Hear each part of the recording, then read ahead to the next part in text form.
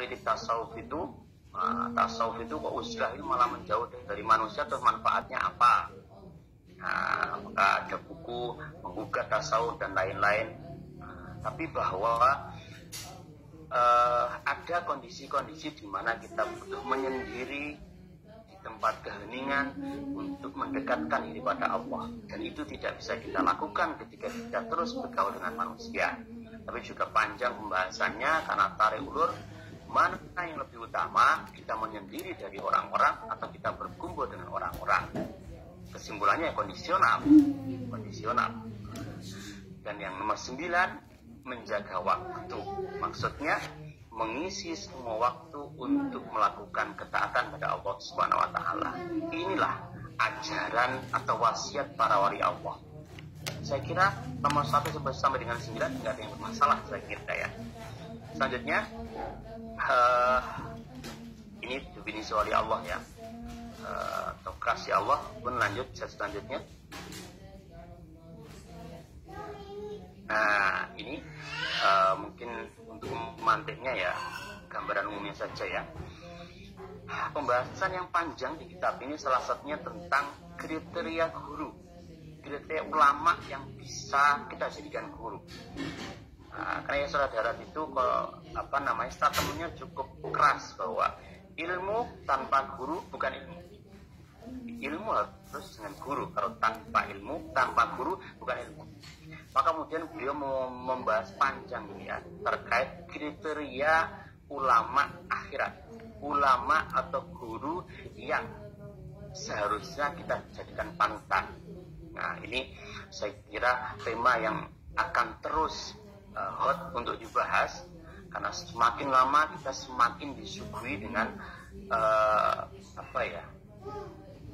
para ahli tausiah tapi tidak bisa memberi uswah. Saya kira ini tren masa kini, bos. Semakin zaman akhir kita semakin banyak surplus, terlalu banyak orang yang pandai bertausiah tapi kita semakin tidak punya uswah. Tanda-tanda ulama akhirat: 1, tidak mencari harta dunia dengan ilmunya, bukan tipe penjual agama. Nah, nomor 1 ini tanda-tandanya ada 5. 1, ucapannya selaras dengan perbuatannya. Kalau ini kita introspeksi berapa persen dari para juru dakwah, dari para ahli tausiah ini yang juga memberi uswah. Tapi bahwa inilah ciri-ciri ulama akhirat yang seharusnya kita jadikan panutan, bahwa ucapannya selaras dengan perbuatannya.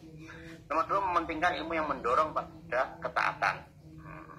Nomor 3, menghindari hidup enak. Dari saudara ini mengkomentari beda.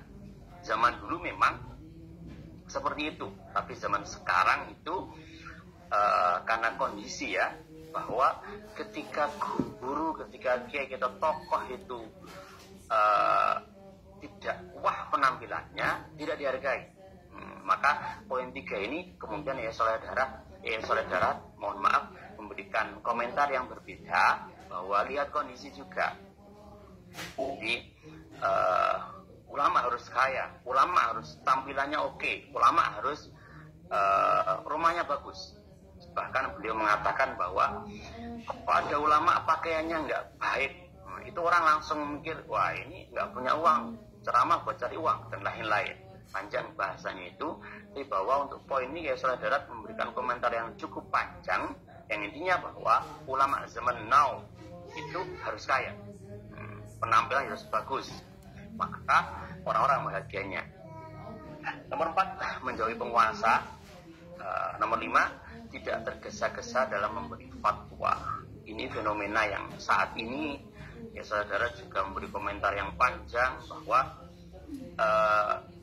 bahasanya ya sejak dulu sudah ada orang yang tergesa-gesa itu ditanya apa saja jawab, seperti alim alamah dan lain-lain. Tapi beliau menekankan bahwa ulama akhirat itu ciri-cirinya dia tidak tergesa-gesa dalam memberi fatwa. Tanpa gengsi, dia akan mengatakan saya nggak tahu. Bahkan terakhir itu beliau menjelaskan Nabi saja mencontohkan ketika sahabat tanya dan Nabi belum dapat wahyu, Nabi tanpa gengsi sedikit pun menjawab, mohon maaf, saya tidak tahu.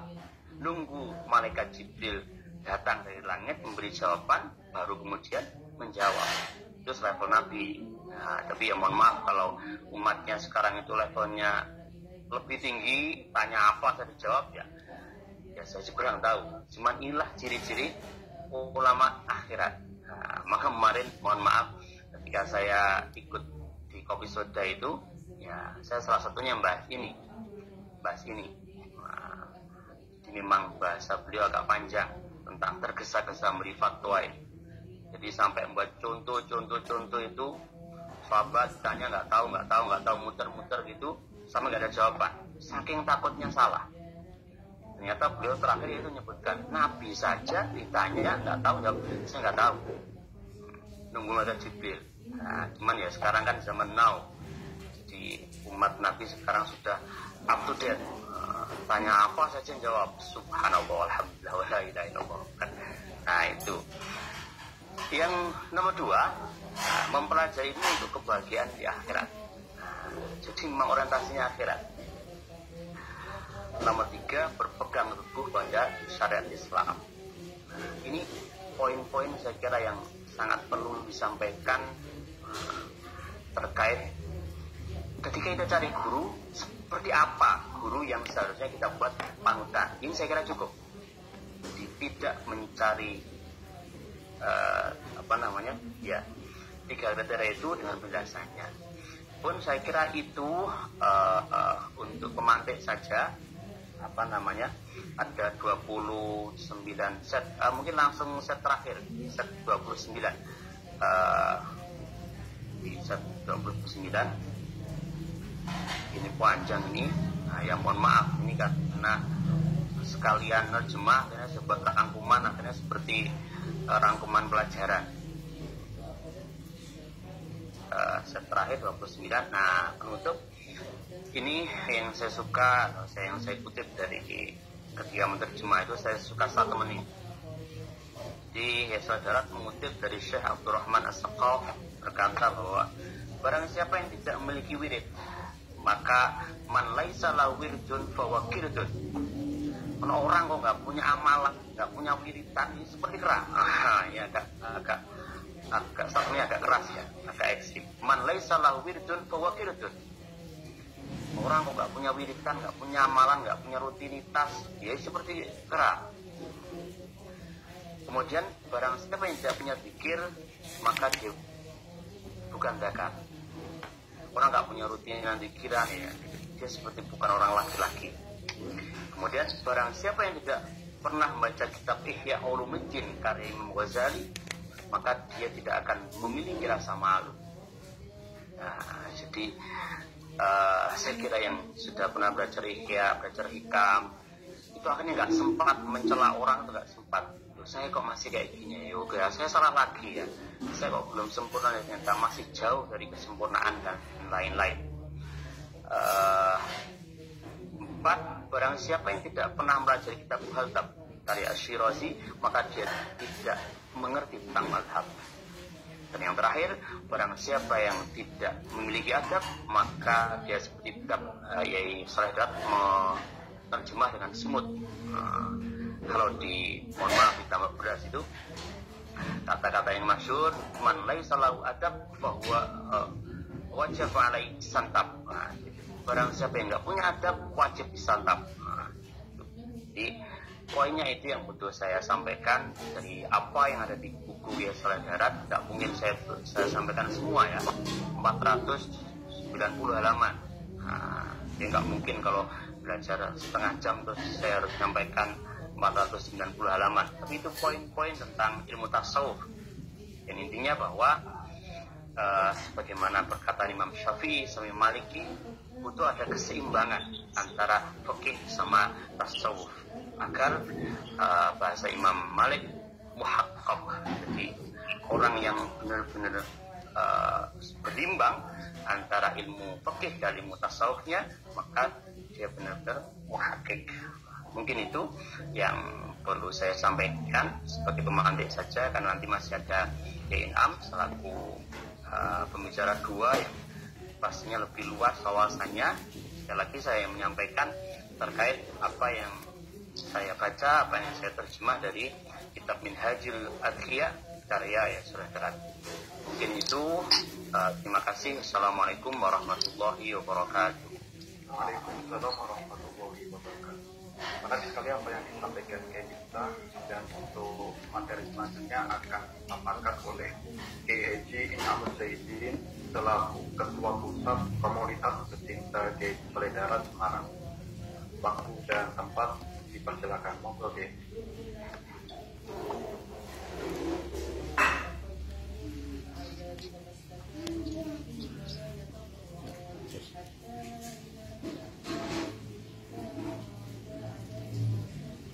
Assalamualaikum warahmatullahi wabarakatuh.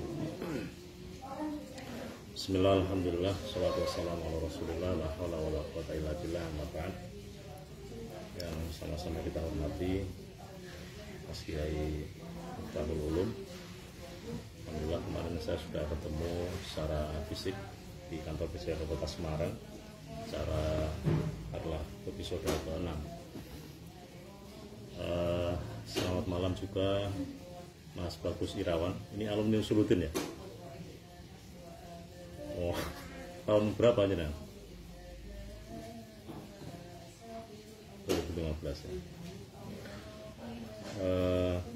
Malam ini saya diminta untuk jadi komentator gitu ya, kira-kira dari apa yang telah dihasilkan oleh Sahifa, yaitu mencoba menerjemahkan kitab Minhajul Adhiyah dengan judul Tasawuf Yayasul Darat. Kitabnya Yayasul Darat yang bernafaskan tasawuf itu tidak hanya ini saja. Ada Minhajul Adhiyah, ada kitab Munjiat.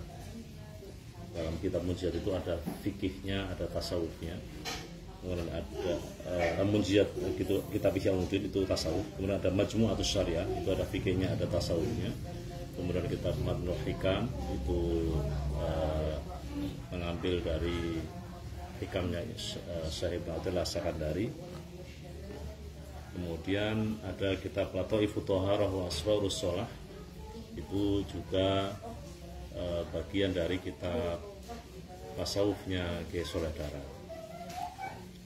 Nah, malam hari ini pihak Sahifa ingin membedah kitab Minhajul Adhiyah yang tadi sudah dipaparkan panjang lebar oleh penerjemah.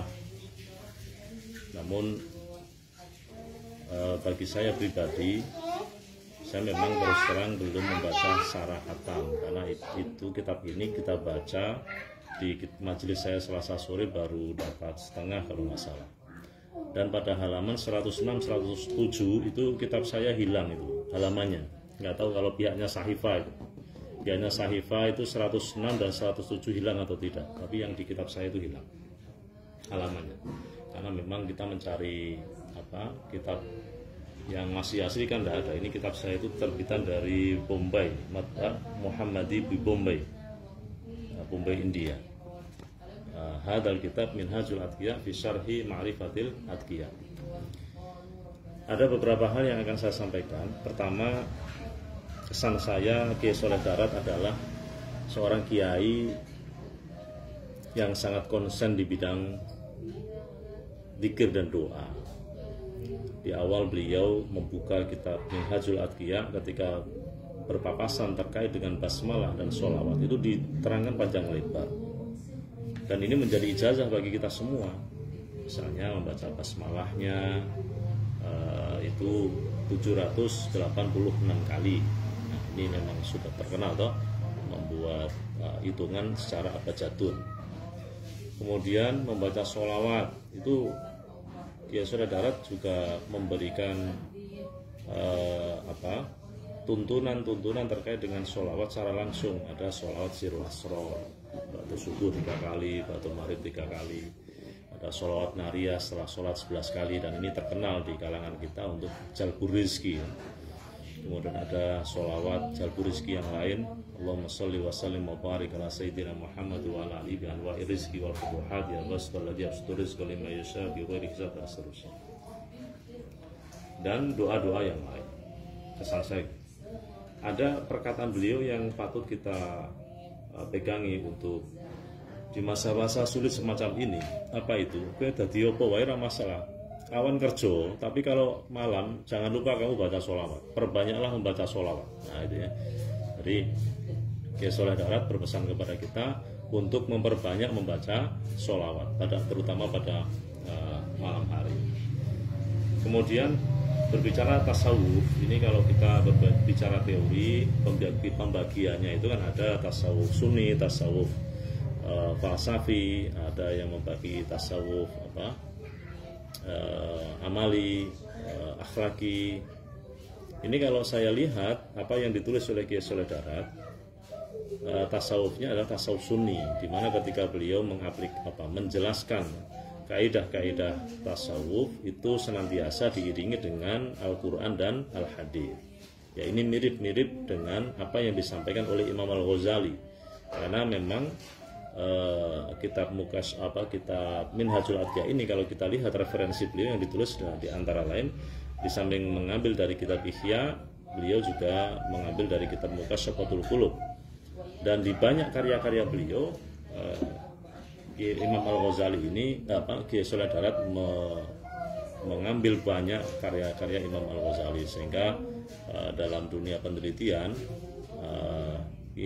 Kiai Soleh Darat ini dikenal sebagai Imam Ghazalinya tanah Jawa.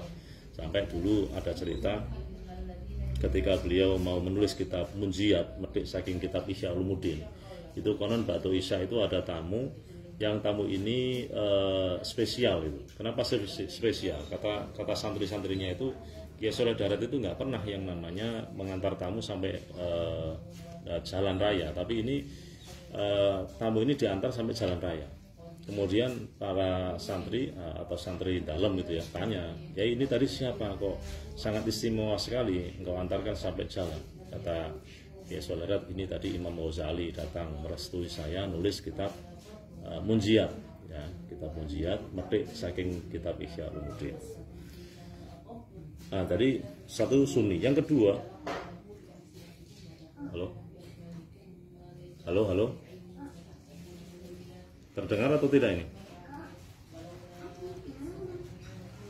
Halo, terdengar ya? Oke. Monggo cari sinyal yang paling bagus ya, karena ini di sini juga mendung ini habis gerimis tadi. Oke, bagi yang kurang jelas mohon cari posisi sinyal yang paling bagus, karena ini modelnya online ya. Tadi ya, memang kita punya ketergantungan pada sinyal. Syukur-syukur pakai wifi jadi agak stabil. Nah, saya lanjutkan. Jadi dari banyak tulisan beliau, saya katakan tasawufnya Kiai Soleh Darat adalah tasawuf sunni dan amali. Kenapa amali? Karena lebih cenderung ke aplikatif. Sangat membenci tasawuf falsafi. Kalau jangan nggak percaya, di kitab Majmu'ah ini, kitab Majmu'ah ini yang kitab rame itu yang kemarin ya, kitab Majmu'atus Syariah, ini terlihat atau enggak ini? Nah, ini kitab Majmu'atus Syariah ini kemarin kan rame kitab ini, rame terkait dengan seorang yang memahami redaksi kitab Majmu' kurang pas. Nah, di dalam kitab Majmu'atus Syariah halaman 26-27 itu Kiai Soleh Darat ketika menjelaskan tentang tasawuf falsafi itu agak keras sekali itu. Beliau sampai mengatakan gini, dadi kufur wong kang nekotaken utawa ngucapaken setuhune ruhe iku Allah, utawa ngucap kaya pengucape Syekh Siti Jenar, ora ana Allah angin Syekh Siti Jenar, maka dadi kufur. Ya, satu, dadi Kiai Soleh Darat tidak sepakat dengan apa yang dikatakan oleh Syekh Siti Jenar. Yang kedua, beliau mengatakan begini, haram malih ngatasi wong awam ngaji wahdatul wujud, ilmu martabat kaya ngaji Tuhfatul Mursalah utawa kitab Insan Kamil lan liya-liyane, krana awam zina maling luwih becik tinimbang ngawruhi ilmu kang ora jejeg akale, krana wajib awam miturut perintah ngeduwi cegah aja melu-melu ilmune para kawasul mukminin. Jadi orang awam itu zina, mencuri itu lebih baik daripada mengikuti ilmu yang tidak benar akalnya. Karena wajibnya orang awam itu hanya menjalankan perintahnya Allah, menjauhi larangan, jangan ikut-ikutan ilmunya kawasul mukminin. Itu ya. Jadi redaksinya itu luar biasa. Beliau itu sampai menganalogikan zina itu lebih baik. Apa artinya? Bahwa Kiai Darat itu sangat mengkhawatirkan orang-orang yang belajar ilmu tasawuf falsafi, mereka kurang ilmu, akhirnya bisa terjerumus ke dalam dunia syirik. Sedangkan dunia syirik ini adalah dosa yang tidak diampuni oleh Allah Subhanahu wa taala. Satu itu ya. Jadi pertama tadi saya katakan beliau ini sangat konsen di bidang zikir dan doa. Yang kedua, tasawufnya sunni, amali, dan tidak senang atau tidak beraliran falsafi. Yang ketiga, catatan saya, ini maaf saya tidak buat slide Mas Bagus Irawan. Terkait di kitab Minhajul Atqiyah ini, ketika menjelaskan syariat tarekat hakikat, itu sangat beliau itu berpesan bahwa orang mau masuk tarekat itu harus syariat dulu, ya. Jadi bukan bukan orang mau ikut masuk tarekat itu hanya karena alasan sudah tua atau apa, itu tidak, tapi harus memang diawali dari tahu tentang syariat. Sampai beliau katakan di sini sambil menyetir dari pendapatnya seorang ulama, tadi siapa saya lupa deh, bahwa orang yang akan masuk ke dunia thariqah itu harus tabahhur fi ilmi syariah. Jadi memang betul-betul menyegoro itu artinya memang menguasai ilmu syariat. Nah ini beliau menyetir Syekh Tajuddin Ibnu Athaillah. Ora pisan-pisan nglebokake wong suci ing dalem thariqah angin sawise den tingali wong iku wis tabahur ing dalem ilmu syariat. Jangan sekali-kali memasukkan orang ke dalam thariqah kecuali dia itu sudah tabahur fi ilmi syariat. Nah sekarang ini fenomenanya kan tidak, seringkali orang itu nggak paham ilmu syariat, tapi karena sudah tua masuk thariqah. Nah itu ya, ini kritik Kiai Sholeh Darat sejak abad 19 yang lalu. Kiai Sholeh Darat mengkritik terkait dengan tatanan syariat thariqah itu, bahwa orang masuk thariqah itu syariat sudah beres. Nah sampai beliau katakan kalau ada mursyid yang bodoh, ya, kalau ada orang ikut masuk thariqah yang bodoh semacam itu tadi, nah, kemudian mursyidnya yo orang patah pinter sisan dikatakan bodoh. Mohon maaf ya, beliau itu kalau menulis orang bodoh ya bodoh gitu aja. Kalau jangan baca kitab Manasikul Haji wal Umroh itu kan beliau juga keras itu. Jangan sampai kita itu besanan sama haji goblok. Nah, haji goblok itu maksudnya wong haji tapi tidak tahu bagaimana syarat rukun haji, itu beliau katakan goblok. Ya memang karena bahasa Jawa ya, bahasa Jawa.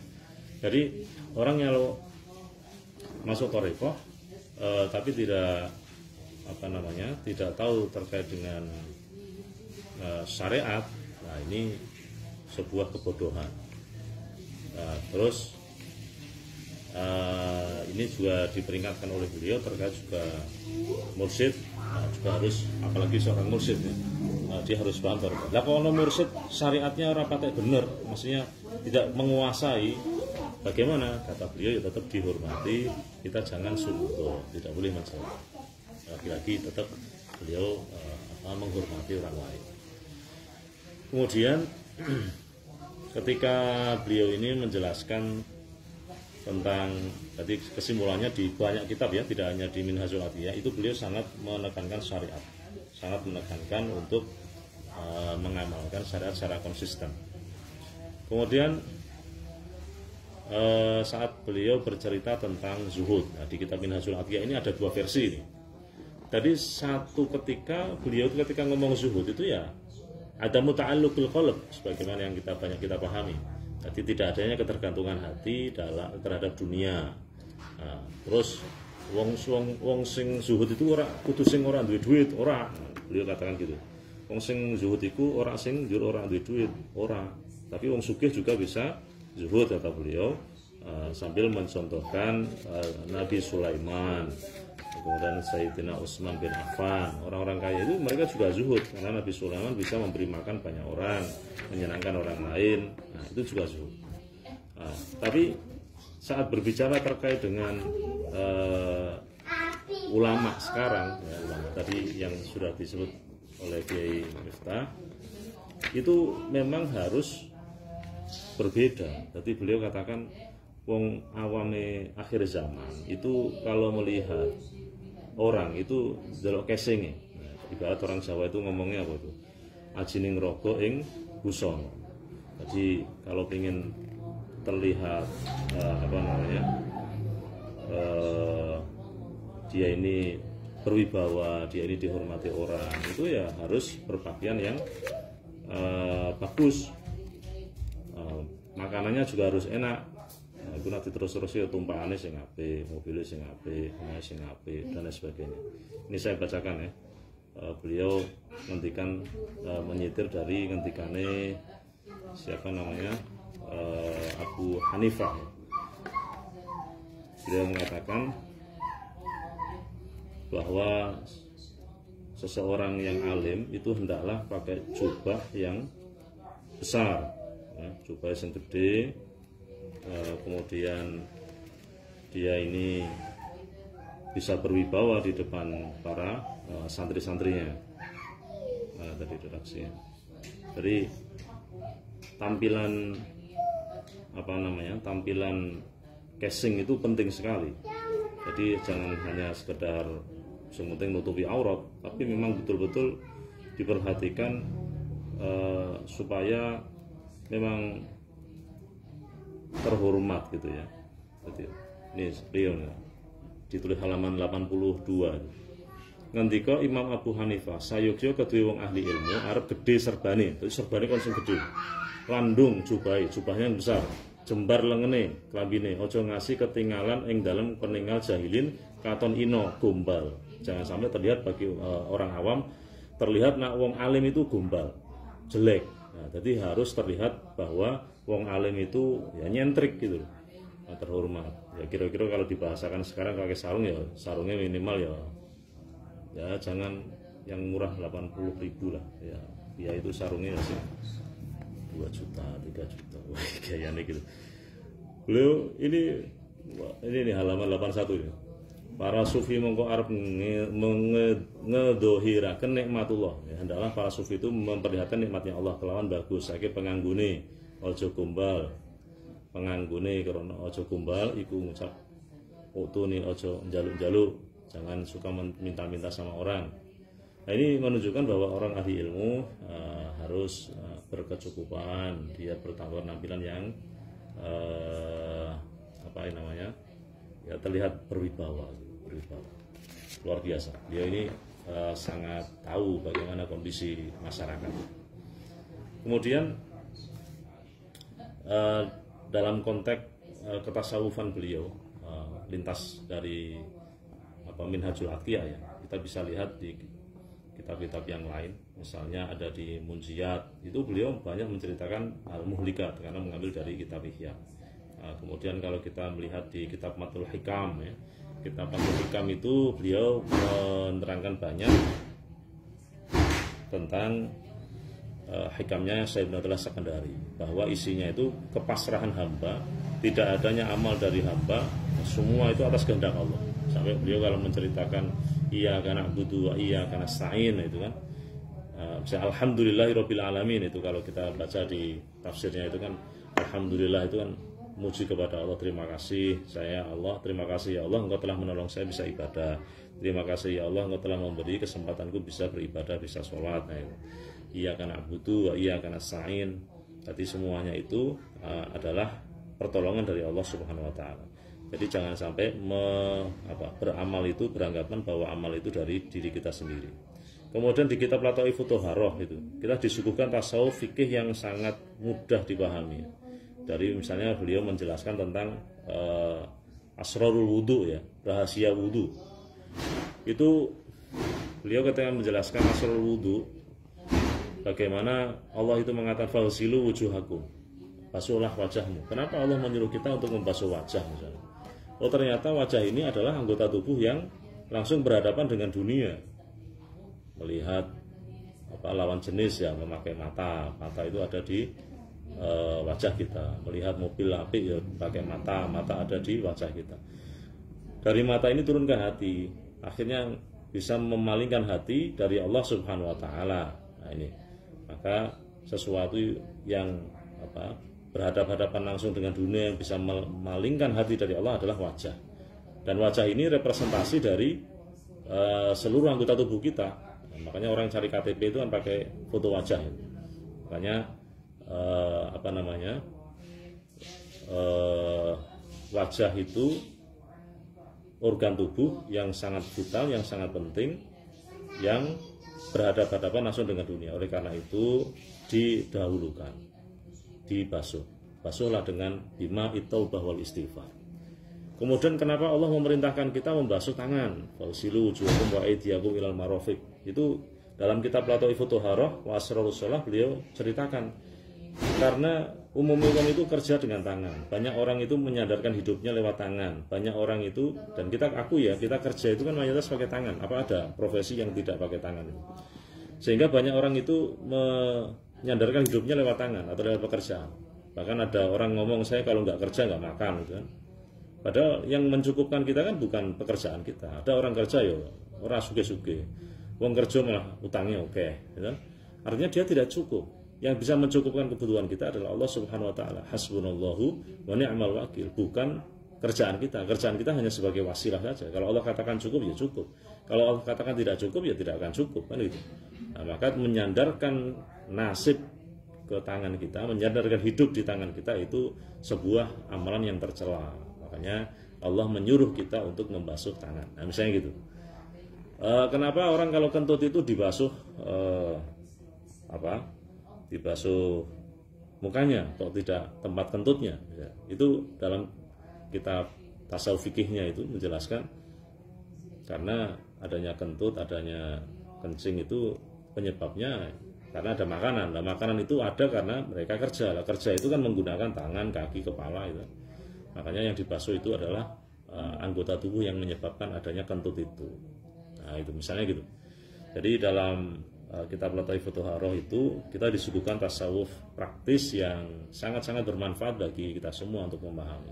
Misalnya ketika menjelaskan sholat itu 5 waktu ya. Kenapa ada sholat subuh 2, sholat subuh 2, sholat duhur 4, sholat asar 4, sholat maghrib 3, ya, 2, 4, 4, 3, 4. Kenapa ada 2, ada 3, ada 4 misalnya itu. Selama ini mungkin kita kurang peduli terhadap itu ya. Kenapa kok ada jumlah rakaat yang berbeda-beda? Itu dia sholat darat cukup mengambil ayat surah Fatir itu. Alhamdulillahi fatiris samawati wal ardh ja'ilil malaikati rusulan uli ajnihatin mathna wa thulatha wa ruba'. Gitu kan? Segala puji bagi Allah yang menciptakan langit dan bumi, yang menjadikan malaikat sebagai rusul, yang memiliki sayap. Sayapnya malaikat itu ada yang 2, ada yang 3, ada yang 4. Nah, sholat itu jumlah rakaatnya seperti sayapnya malaikat. Kalau malaikat itu terbang dengan sayapnya, kalau kita terbang bersama Allah, bersama sholat kita. Kalau kita ingin menghadap kepada Allah dengan sholat, as-sholatu mi'rajul mu'minin. Nah, kan masuk akal itu. Di samping penjelasan-penjelasan lain yang saya kira sangat bermanfaat sekali untuk tambah meneguhkan kita terkait dengan syariat kita. Ad-dinu aqlun la dina liman la aqla lahu. Agama ini akal, agama ini rasional, tidak ada agama bagi yang tidak berpikir. Saya kira semuanya itu di balik syariatnya Allah Subhanahu wa taala itu bisa kita cari hikmah-hikmahnya. Salah satu dari karya Kiai Sholeh Darat tasawuf yang membuka itu adalah kitab Lataifut Thaharah wa Asrarus Shalah. Saya kira demikian. Jadi pada intinya kitab Minhajul Atqiyah ini kitab yang menjelaskan kita banyak tentang tasawuf aplikatif. Di sini juga disebutkan ada wasiatnya para wali tadi ya, ada taubat, qanaah, zuhud, menjalankan syariat, menjaga sunnah dan adab, tawakal, ikhlas, uzlah, menjaga waktu. Ini bagian dari pembelajaran bagi kita semua untuk tambah takarub kepada Allah Subhanahu wa taala. Dan tadi sudah saya jelaskan bahwa apa yang dijelaskan oleh Kiai Sholeh Darat dalam banyak bukunya itu banyak mengutip dari Imam Ghazali ya, baik dari kitab Minhajul Thalibin, Mukasyafatul Qulub, Ihya Ulumuddin, sampai beliau dijuluki sebagai Imam Ghazalinya tanah Jawa. Nah, gitu. Karena seringkali beliau itu mempopulerkan kitab-kitabnya Imam Al-Ghazali.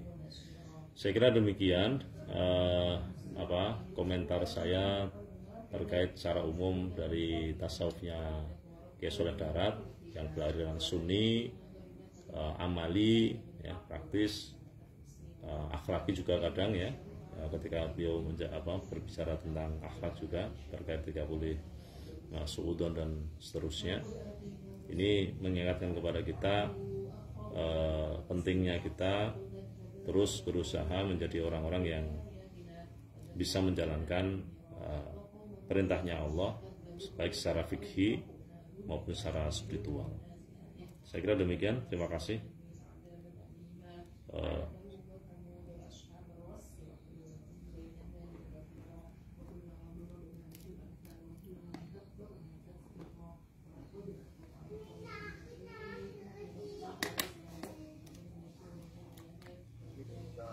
Didapatkan di toko buku terdekat sekarang sudah beredar di seluruh Indonesia ataupun di marketplace baik di Shopee, Tokopedia, Bukalapak dan lainnya.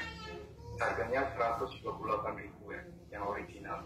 Tapi tentunya kalau pembeli yang berminat langsung di penerbit akan ada diskon khusus. Oke, untuk selanjutnya kita akan masuki sesi pertanyaan atau tanya jawab. Nah, ini menarik. Jadi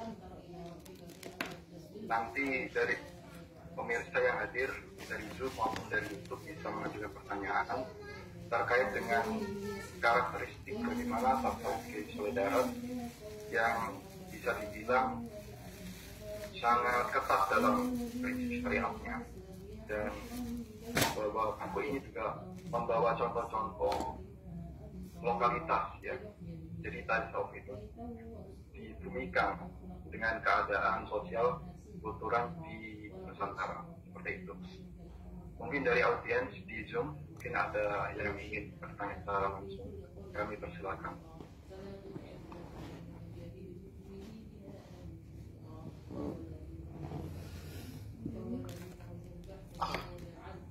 Izin tanya, Pak. Iya, silakan. Ya, diajukan ke Kiai Inam atau ke Kiai Pak. Ya, terima kasih atas waktunya. Penerakan saya Nizam dari Gerobokan. Mohon maaf tadi tidak mengikuti dari awal karena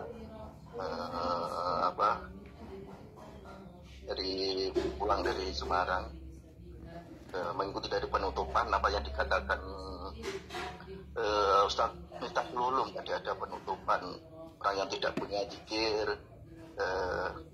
tidak zakar, tidak lagi orang tidak punya wirid, al-wirdi seperti ketek, mulai salatat juga itu. Dan kesimpulan yang disampaikan tadi tentang konsen di Mbah Sholeh Darat, konsen dalam pemikiran zikir. Kemudian yang saya tanyakan, apakah Mbah Sholeh Darat ini ada zikir khusus yang telah dijajahkan, mungkin dan kita bisa mendapat jajahnya seperti yang di prototipnya Kiai Haji Dimyati Rois, kalau ada yang tahu Istighosah Musabiat, karena saya juga santri dari juga Mbah Dim Ngaliwungu, beliau itu punya namanya rotib Istighosah Musabiat, dan sanadnya atau dari ternyata beliau sering menyebutkan dari Simbah Soleh Darat. Mbah Dim itu dari Kiai Haji Rukyat Kaliwungu, kemudian dari Simbah Idris Jamsaren Solo, kemudian dari Simbah Haji Soleh Darat, dan kemudian Simbah Kiai Darat dari Syekh Nawawi Al-Bantani. Ini istighosah musabbihat yang sering di rotibnya di Haji Dimyati Rois, ya. Apakah di dalam kitab yang dikarang oleh Simbah Soleh Darat ada keterangan tentang istighosah musabbihat? Itu yang saya tanyakan, baik dari Gus Inam atau Ustaz Miftah. Kemudian menanggapi dari Gus Inam, karena saya juga ikut torikohnya TKN Haji Ahmad Halwani Nawawi Purworejo. Beliau mengatakan bahwasannya torikoh ini tidak harus untuk orang yang pintar. Torikoh ya ini justru untuk orang awam. Orang awam, kalau orang pintar itu torikohnya ya ta'alum, mengaji. Berbeda apa yang disampaikan tadi. Kalau torikoh ya orang pintar ta'alum, kalau torikoh ini zikir, ini untuk orang awam. Dan beliau menjelaskan, orang yang belum bisa wudu, belum benar, jangan takut ikut torikoh. Nanti kalau sudah ikut torikoh, pasti wudunya akan benar. Kemudian beliau juga mengatakan, torikoh ini tidak harus menunggu tua, karena Sayyidina Ali, beliau itu dibaiat oleh Rasulullah ketika masih muda, dan Abu Bakar kan sudah tua. Kemudian saya karena itu saya kemudian ikut torikohnya Simbah Halwani. Terima kasih dari saya. Saya juga baru masuk dari Kopi Soda. Matur suwun. Assalamualaikum warahmatullahi wabarakatuh. Waalaikumsalam warahmatullahi wabarakatuh. Mungkin ada pertanyaan kedua.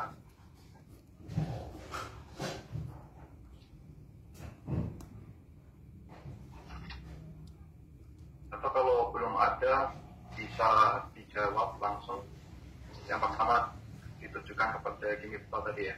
Kemudian dilanjut ke monggo Ki Miftah tanggapannya. Terima kasih untuk pertanyaannya terkait istighosah itu.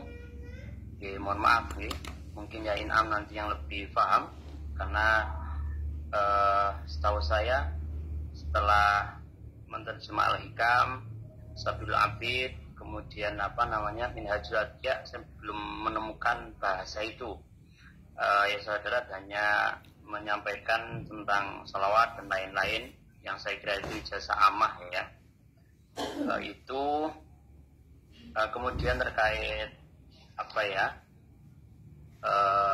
yang masuk thariqah itu seperti apa? Saya melihat ya saudara itu fleksibel sekali. Contoh yang disampaikan Inam tadi memang benar. Kalau belum matang syariatnya jarang masuk thariqah dulu. Kemudian bahwa belakang terutama di nasihat dan peringatan itu terkait saran beliau untuk orang-orang yang sudah nggak punya kesibukan, pensiunan atau yang lain-lain mungkin, man la lahu syughulun bidunya tarikan dunyan lahum ma baru dari kayak dulu fa bi hikmatir rabbil ali tanauman bi sholati wa tilawatin mutasyahida. Saya kira ini kecenderungan yang sangat sesuai dengan kondisi di lingkungan kita, bahwa memang sesuai dengan nazam itu di paling belakang ya, peringatan sama nasihat itu, orang yang sudah nggak punya aktivitas, pensiunan atau yang sudah tua-tua itu memang dianjurkan untuk memperbanyak zikir dan masuk thariqah.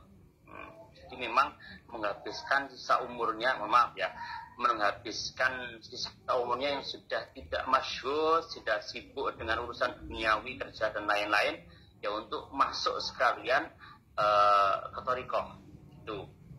Ya, maka yang depan memang penjelasan beliau pakai level paling tinggi, tapi kemudian selalu dengan situasi dan kondisi yang berbeda. Sama ketika beliau menjelaskan terkait tanda ulama akhirat adalah tidak mendekati penguasa. Nah, tapi ternyata kan belakangnya tetap boleh masuk ke mendatangi penguasa, tetap boleh untuk masuk ke rumah penguasa asalkan untuk menasihati dan lain-lain. Jadi saya kira agak ada fleksibelnya, tidak kaku, tapi memang standarnya harus syariatnya matang dulu, monggo masuk thariqah. Tapi di belakang saya kira beliau fleksibel dengan kondisi saat ini. Kalau orang sepuh-sepuh yang belum sempat belajar agama tiba-tiba harus disepreng syariatnya dulu, malah nggak jadi. Biarkan mereka dikir dulu ikut thariqah sambil didandani syariatnya. Jadi berjalan beriringan. Saya lihat banyak sekali teman beliau yang fleksibel. Mungkin itu terkait istighosa itu saya kira ya Inam lebih paham karena beliau sudah sekian tahun meneliti dan mengaji terkait kitab-kitab Kiai Sholeh Darat, dan beliau selaku ketua Kopi Soda yang memang konsisten mengumpulkan dan mengkaji kitab-kitab Kiai Sholeh Darat. Matur suwun.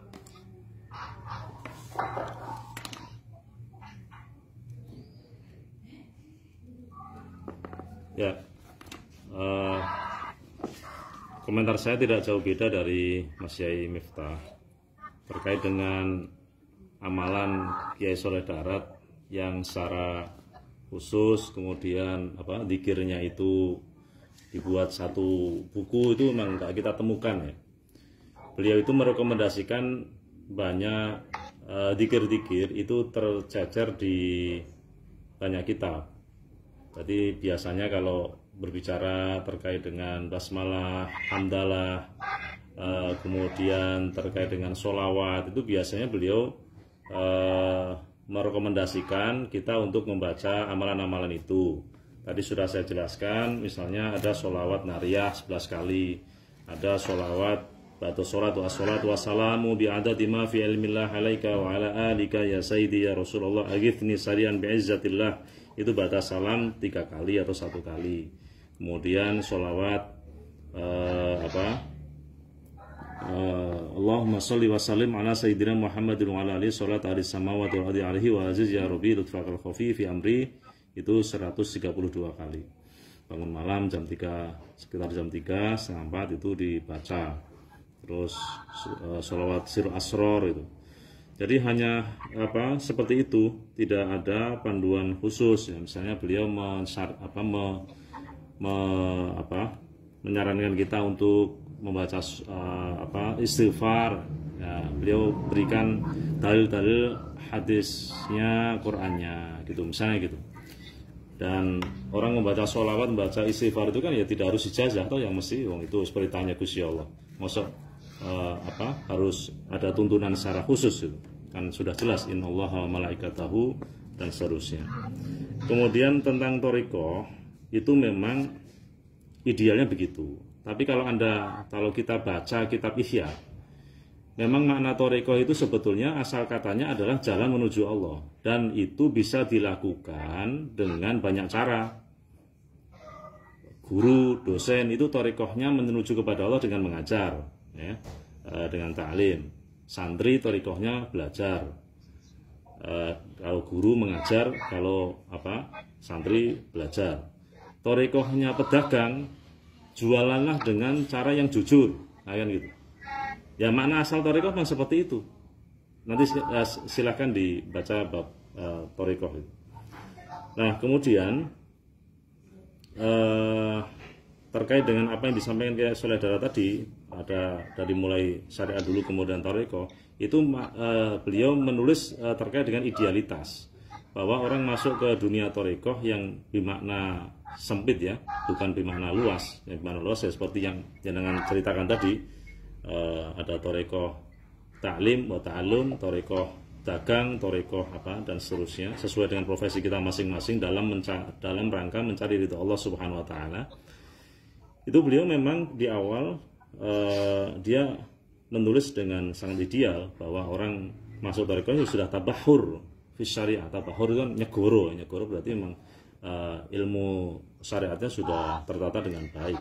Tapi setelah itu halaman berikutnya beliau juga berkomentar orang yang bodoh di syariat itu juga jangan dicela. Nah, itu dia itu mengatakan itu ojo mbok cela, ojo suudon. Itu suudon tidak boleh buruk sangka, tetap apalagi seorang mursyid katanya, mursyid kok syariatnya orang patek pinter, kita juga tidak boleh suudon, karena seorang murid bisa tahu tentang Allah juga dari mursyid itu. Nah, itu jadi tingkat idealitas. Nah, yang terjadi di beberapa tempat kadang-kadang itu ada orang yang memang ilmu syariatnya tidak ada karena dia sudah tua, kemudian masuk ke Thariqah, tapi di situ ada namanya tawajuhan. Kalau saya lihat itu ya, ada tawajuhan mubasyaratan bainal murid wa syekh wal mursyid. Di situ kan ada proses taklim kan. Biasanya 1 bulan itu kan dibagi itu, ada berapa mursyid atau berapa tawajuhan, itu dibagi-bagi. Tawajuhan minggu ini apa fikih, tawajuhan minggu ini tasawuf, tawajuhan minggu. Kalau saya lihat di Meranggen, di Futuhiyah itu demikian. Kalau saya lihat itu dia karena kiainya beda-beda dan konsennya beda-beda itu. Nah, ini bagian dari cara dandani jamaah yang dari sisi keilmuan memang belum memadai. Gitu Pak Nidom ya, saya kira komentar saya tadi. Selama pembacaan saya kitabnya Kiai Soleh Darat itu saya belum menemukan kitab khusus yang membahas dua-duanya. Itu tersebar di banyak tempat dan rata-rata ya seputar ijazah amah itu, ada sholawat, ada istighfar, baca bismillah, alhamdulillah, itu kan hal-hal yang lumrah itu. Nah, itu jadi tidak dibukukan secara khusus. Yang terkenal lagi itu sholawat as-sholatu wassalamu alaika ya sayyidi ya rasulullah khud biyadi qolat khilati adrikni. Itu kalau punya masalah itu suruh baca itu seakai gitu. Saya kira demikian komentar saya. Mas Bagus itu kayaknya ada yang tanya itu. Terima kasih. Ya, untuk pertanyaan selanjutnya datang dari Mas Muhammad Joheri ya, kemudian Mas Muhammad Iqbalul Jinan. Untuk yang pertama nanti dari Muhammad Joheri, monggo Mas, pertanyaan disampaikan. Assalamualaikum warahmatullahi wabarakatuh. Waalaikumsalam warahmatullahi wabarakatuh. Terima kasih atas kesempatannya. Saya dari Jombang, Jawa Timur. Cuma saya penasaran sama yang disampaikan oleh Kiai Amu Syahidin dan Kiai Daud Ibu. Tetapi apa yang disampaikan oleh beliau berdua seolah-olah Thariqah itu hanya berbicara pada aluritan dan fadilahnya. Maka itu memang sebagai salah satu jalan untuk menuju keridhaan Allah, tetapi yang disampaikan fadilah-fadilah kan itu yang mungkin menarik bagi orang tua.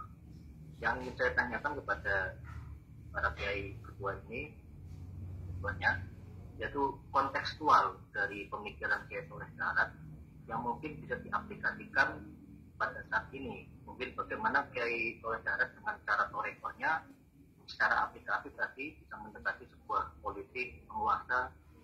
Terus tadi saya juga sangat senang ternyata secara tekstualis menyatakan kiai itu harus berpakaian bagus dan seterusnya, dan itu saya sangat setuju bersama sekarang. Mungkin ada beberapa kontekstual dari penerapan Thariqahnya Kiai Soleh Darat yang mungkin bisa diperhatikan atau diinformasikan kepada kita. Dan kebetulan alhamdulillah kita sudah mempunyai bukunya, jadi tinggal dalam saja dan bisa membuktikan dengan pemikiran Imam Ghazali atau pemikiran yang lainnya di modern atau di falsafah dan sebagainya. Terima kasih saja. Waalaikumsalam warahmatullahi wabarakatuh. Kemudian pertanyaan kedua dari Mas Miftahul Jinan, monggo Mas.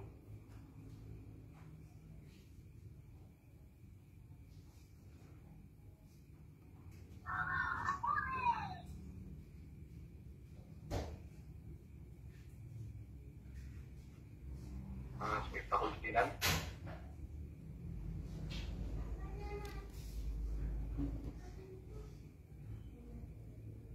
Atau dijawab dulu kalau Pak. Sebenarnya belum ini lagi jawab. Mungkin bisa jawab dulu. Monggo Kiai Miftah dan Kiai Am. Dimulai dari Kiai Miftah.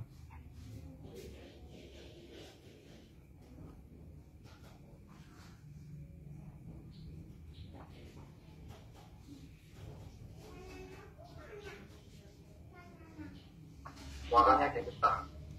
Tolong di-unmute ya. Ya, mungkin Kiai Inam dulu mawon. Jangan juga nggak apa-apa. Ini kalau terkait dengan tadi kan Pak siapa tadi? Pak Muhammad Johari Pak Johari dari Jombang ya. Dari mana tadi? dari Jombang. Dari Jombang. Kalau kita melihat data di Minhajul Atqiyah ketika beliau menjelaskan tentang zuhud, itu sangat kontekstual itu.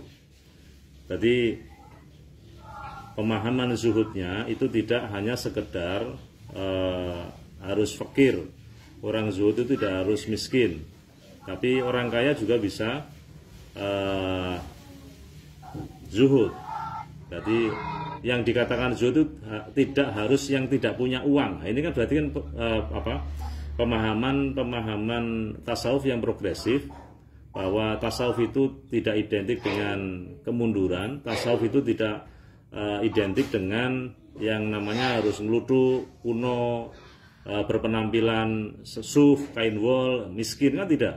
Beliau sampai mencontohkan tadi kalamnya Imam Abu Hanifah, seorang kiai itu pakai jubah yang panjang, yang bagus, serbannya juga yang bagus, mereknya yang apa itu namanya, yang harganya 400-500 itu.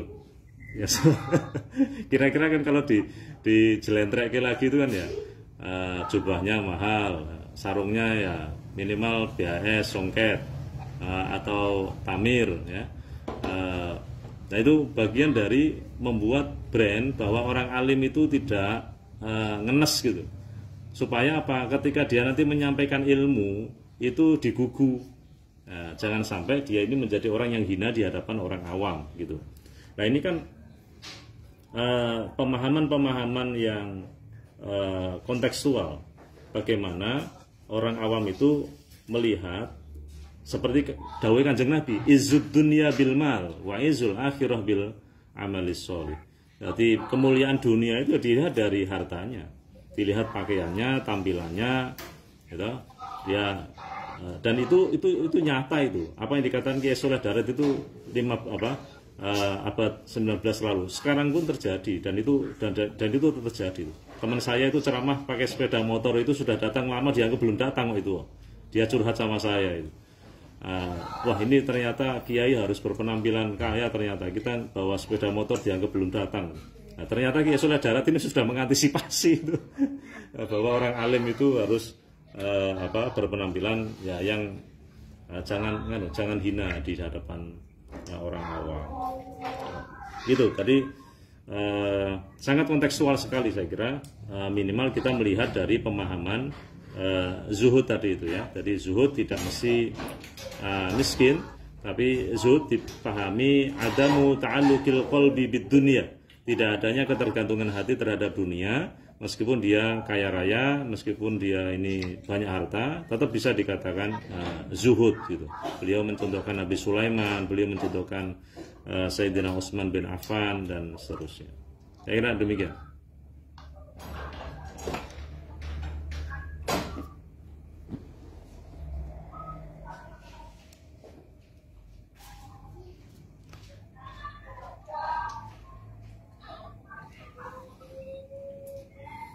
Mungkin dari Kiai Miftah ada tambahan. Terima kasih.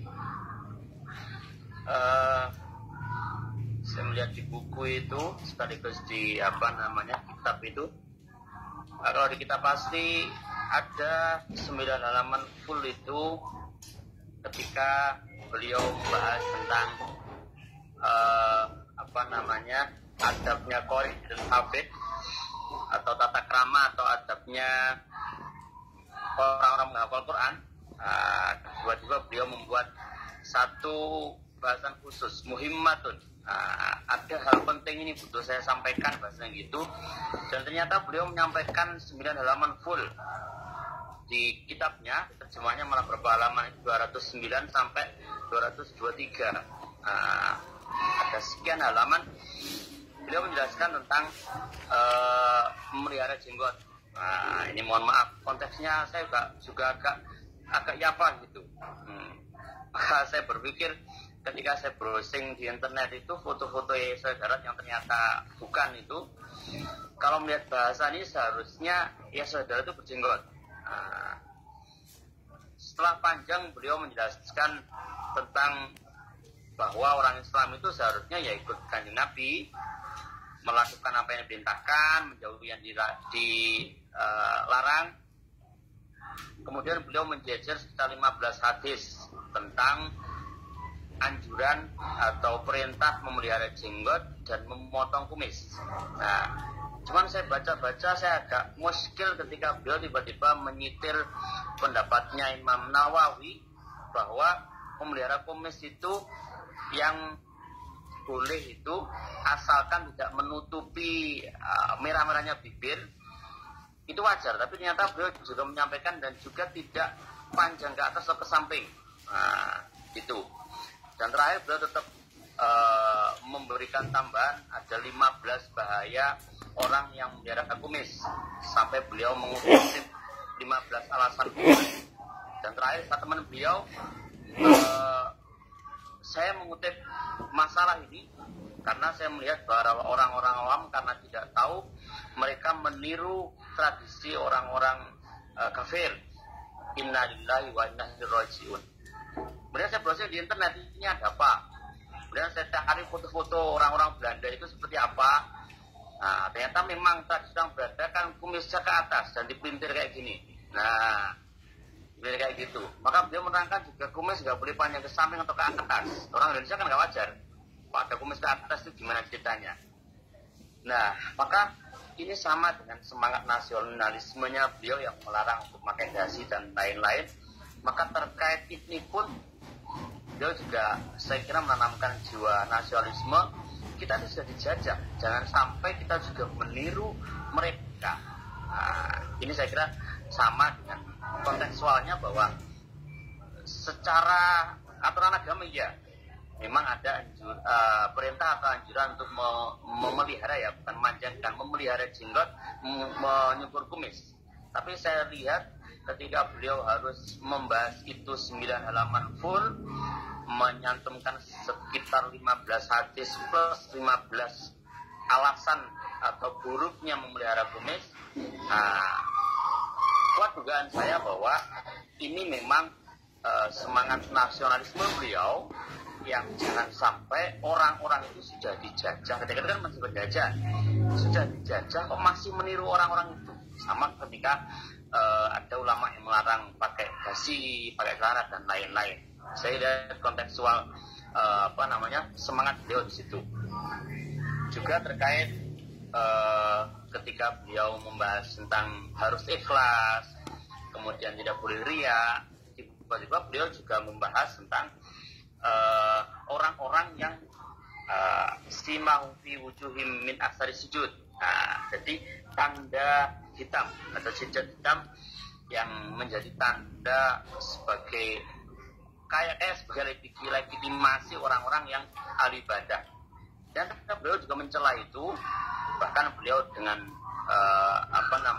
jelas mengatakan bahwa orang yang sengaja membuat jejaknya hitam agar dia diakui sebagai ahli ibadah, sebagai orang alim, sebagai ulama mungkin, maka dia keluar dari golongan Ahlussunnah wal Jamaah dan dia masuk golongan Khawarij. Nah, saya kira ini statement yang tiba-tiba kok ke situ gitu, kok sekeras itu. Nah, itu. Jadi dua hal itu yang saya temukan. Semangat nasionalisme beliau tetap membara, saya kira. Dasi juga kumis juga di bapak habis ya karena meniru orang-orang orang-orang Belanda. Nah, saya kira itu yang saya temukan sementara dari kitab Minhajul Atqiyah. Terima kasih. Itu kalau di kitab Majmu'atus Syariah, beliau itu sambil mengatakan man tasabbaha biqaumin fahuwa minhum itu.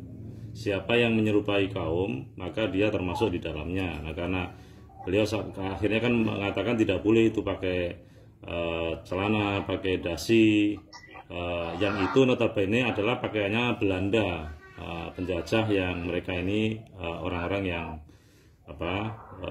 di samping penjajah non muslim, orang kafir, Nah, itu bagian dari perlawanan kita yang terjajah supaya kita itu umat Islam jangan niru-niru mereka, kalau bisa memberontak kan gitu. Itu tulisan kalau kita konteks kuasa itu di kitab Majmu'atus Syariah. Dan beliau melandaskan dengan tadi man tasabbaha biqaumin fahuwa minhum. Ya.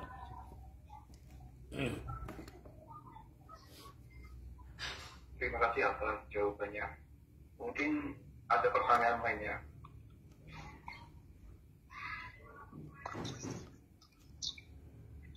Pak Win Hanjun ya? Iya. Monggo. Oke, Assalamualaikum, Royai. Mohon pencerahan dan pandangan dari Royai tentang pandangan beliau pada saat itu, karena beliau adalah salah satu ulama yang ada di Pulau Jawa. Mungkin beliau juga mengamati praktek-praktek tarekat ala sufisme Jawa. Kalau sepanjang yang saya pernah baca itu kan, Jawa ini kan ada pengamal tarekat tapi nggak tahu saya namanya apa, yang kaitannya dengan prihatin, dengan tirakat, kemudian ada muncul seperti pemahaman keagamaan seperti Syekh Jenar mungkin ya, ada istilah manunggaling kawula dan gusti.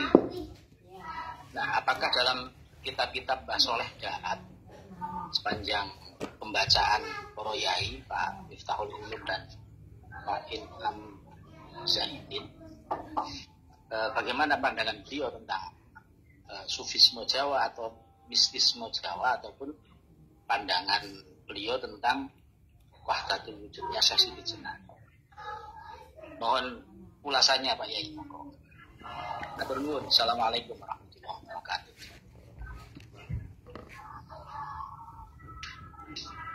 Monggo Pak Kiai langsung dijawab awal. Ini di kitab ini ada kitab Majmu'atus Syariah Al-Kafiyah lil Awam, halaman 26, Pak Queen Hanjum di halaman 26 jelas ini, di sini dijelaskan dadi kufur wong kang nekotaken utawa ngucapaken setuhune ruh iku Allah, utawa ngucap kaya pengucape Syekh Siti Jenar, ora ana Allah angin Syekh Siti Jenar, mongko ya dadi kufur. Artinya Kiai Soleh Darat itu tidak sepakat dengan apa yang dikatakan oleh Syekh Siti Jenar. Artinya Kiai Soleh Darat itu tidak mendukung adanya tasawuf falsafi atau yang isinya diantara lain wahdatul wujud, insan kamil, ilmu martabat dan sebagainya. Ini tidak disepakati oleh Kiai Soleh Darat. Itu yang bisa kami sampaikan data di kitab ini Pak, kitab Majmu'atus Syariah halaman 26-27. Nanti bisa di bersani piyambak di rumah. Yang 26 itu di bawah itu langsung komentar tentang Syekh Siti Jenar. Nah, terkait dengan torekoh-torekoh yang ada, komentar-komentar torekoh yang ada itu saya kok tidak melihat secara panjang lebar ya. Jadi kalau di kitab Minhajul Atqiyah sepanjang pembacaan saya itu beliau memberi rambu-rambu garis besar saja, tidak secara spesifik mengomentari torekoh-torekoh yang berkembang di Indonesia. Silakan Pak Miftahul Ulum bisa jadi menjelaskan.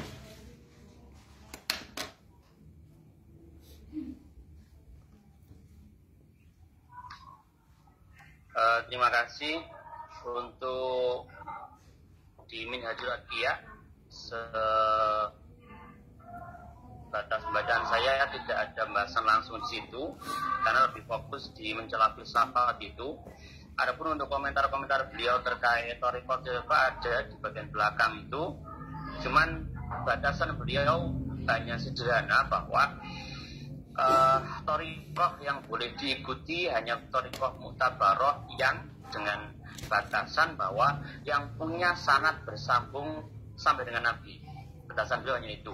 Maka beliau menyebutkan thariqah Naqsyabandiyah, Qadiriyah, Syadziliyah, dan beliau juga menyebutkan beberapa contoh amalan-amalan, kemudian contoh thariqat yang cepat usul. Tapi batasannya sama, bahwa beliau memberi garis besar thariqah yang boleh diikuti hanya thariqah yang sanadnya sambung pada Nabi, hanya itu. Jadi beliau tidak menyebutkan contoh-contoh kasus, tidak, hanya menyebutkan thariqah yang masyhur dan sebagian amalannya, kemudian memberi batasan umum thariqah yang boleh diikuti hanya yang punya sanad muttasil ila Nabi sallallahu alaihi wasallam. Terima kasih.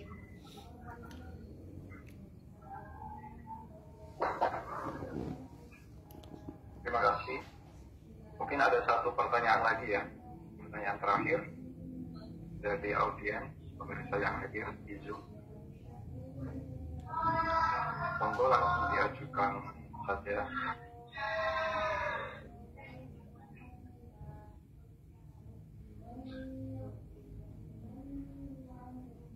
Kalau belum ada, ini ada info terbaru mengenai kitab-kitab soleh yang akan disampaikan oleh Pak Ikhwan ya, Sekretaris Komitonya.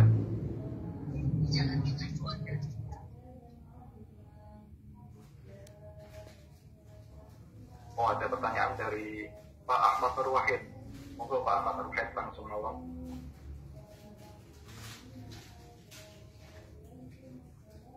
Suaranya tolong di-unmute dulu ya.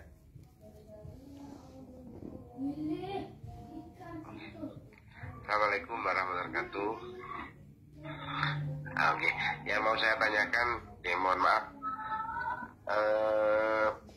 kenapa mungkin agak menyimpang sih dari pembahasan.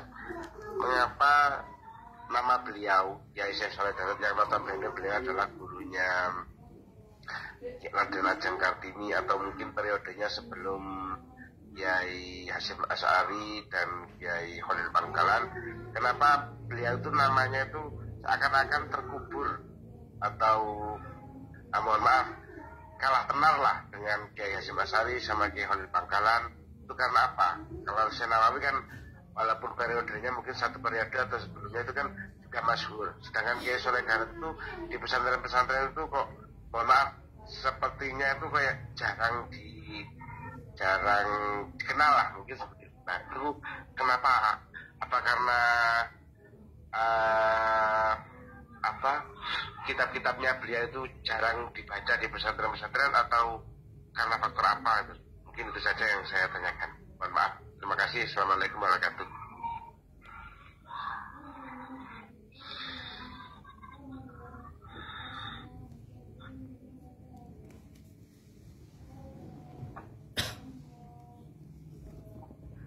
Monggo kepada Kiai Inam atau Kiai Miftahul Ulum bisa terkait dengan kemasyhuran atau tidak, itu kan relatif ya.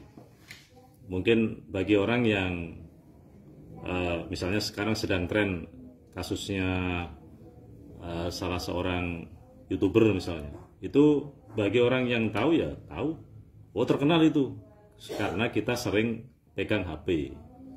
Bagi orang yang nggak pernah pegang HP ditanyai YouTuber itu pasti nggak akan tahu.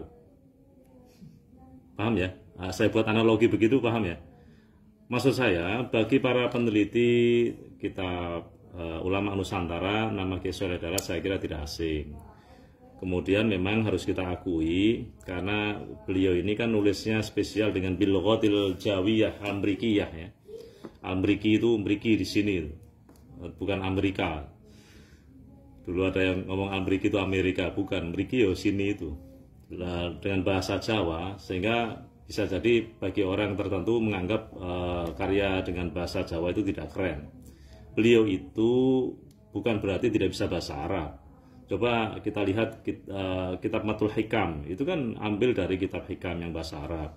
Kitab Munjiat itu berasal dari bahasa Arab, dari kitab Ihya Ulumuddin. Kemudian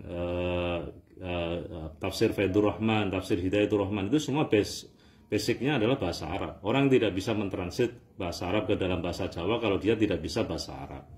Jadi itu. Terus Kenapa kok beliau selalu memakai bahasa Arab? Selalu beliau itu tawadhu. Dalam banyak kitab, silahkan dicek. Di awal itu mesti beliau mengatakan, iki saya buat pakai bahasa Jawa untuk orang awam yang tidak paham bahasa Arab seperti saya. Selalu beliau mengatakan begitu, seperti saya. Beliau mesti memposisikan diri sebagai orang yang bodoh.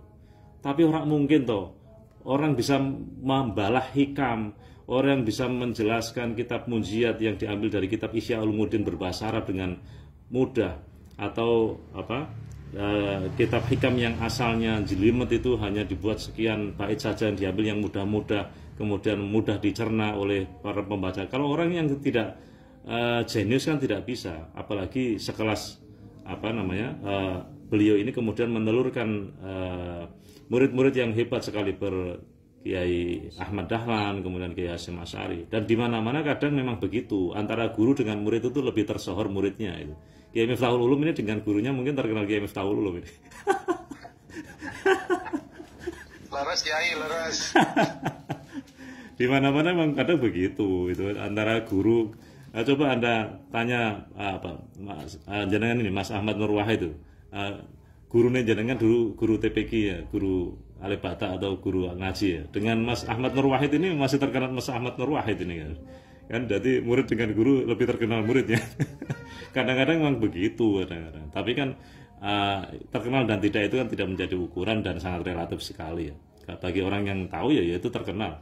Dan yang terpenting itu kan bukan masyhurun fil ardi ya, tapi masyhurun fis sama kan gitu. Dan kalau guru itu kok bisa mengoncerkan muridnya, itu berarti kan guru yang sukses kan gitu. Guru yang sukses itu kan bagaimana muridnya itu jauh lebih melambung daripada gurunya. Berarti muridnya ini hebat. Jangan lihat orangnya, lihat siapa dong gurunya. Nah kan gitu. Kan gitu kira-kira. Bahasa saya seperti itu, Muhammad Dahlan, siapa dong gurunya? Oh, Kiai Soleh Darat. Oh, luar biasa. Kalau muridnya saja seperti itu, bagaimana dengan gurunya kan gitu. Ya, saya kira gitu komentar saya.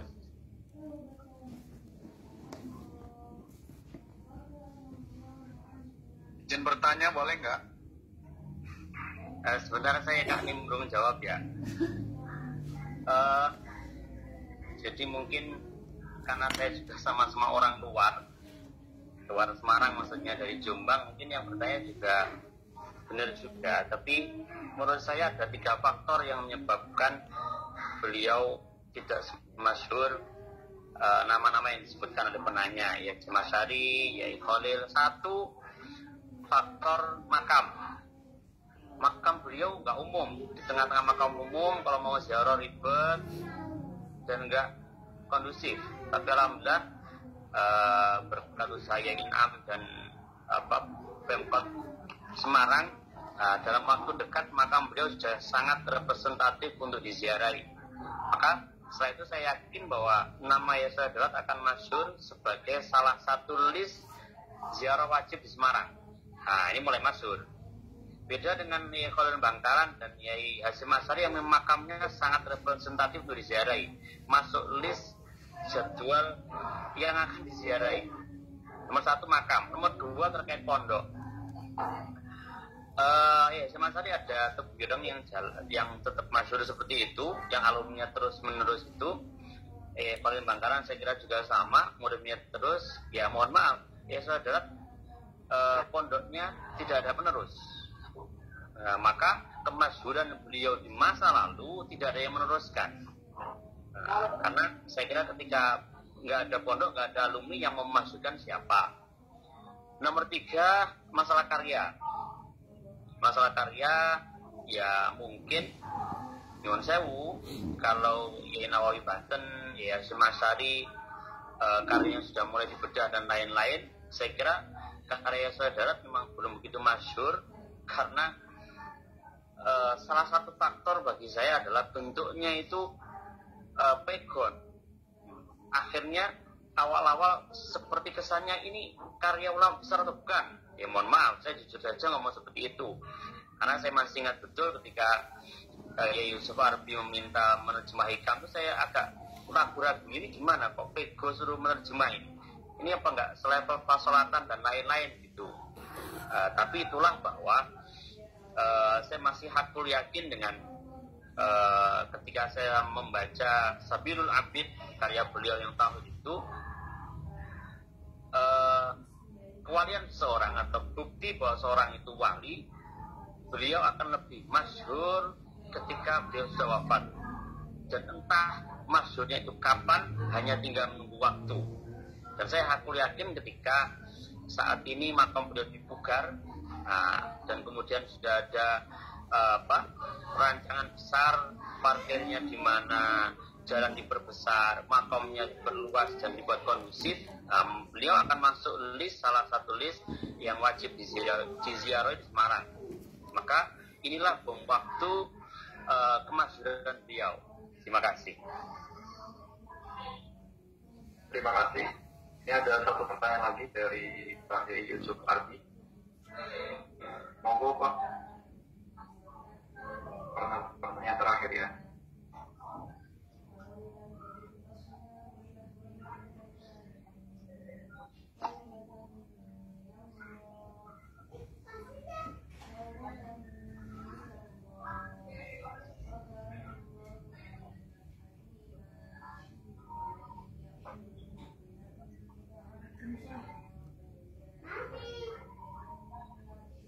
Sepertinya belum tersambung.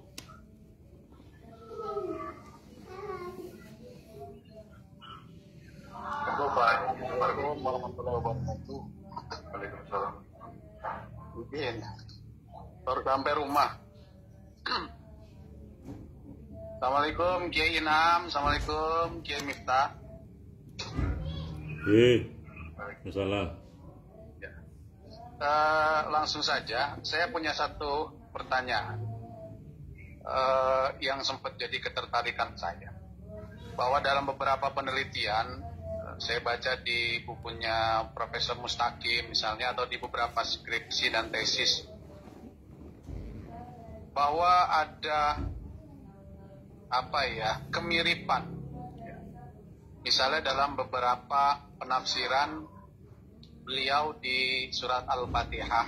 Kiai Mustaqim kan punya buku terkait dengan tafsir Al-Fatihahnya Mbak Soledad. Itu ada sedikit kesimpulan bahwa beberapa tafsir itu mengambil dari pemikiran Ibnu Arabi. Nah, apakah dalam pembacaan Kiai Inam ataupun Kiai Miftah di banyak beberapa karya Mbak Soleh Darat, apakah Mbak Soleh Darat juga pernah mengutip Ibnu Arabi? Karena dalam beberapa kesempatan, misalnya tadi seperti dikatakan Kiai Inam, beliau ini betul-betul menolak tasawuf falsafi. Nah, ini saya mohon pencerahan dari panjenengan berdua. Terima kasih, matur nuwun. Assalamualaikum warahmatullahi wabarakatuh.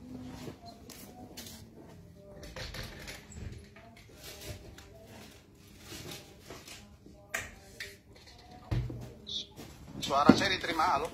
Oh iya. Oke.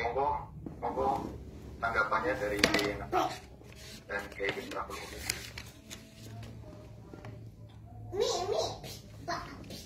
Kalau saya membaca di Majmu'ah itu memang jelas-jelas Kiai Soleh Darat menolak ya, di halaman 27 tadi sudah saya jelaskan.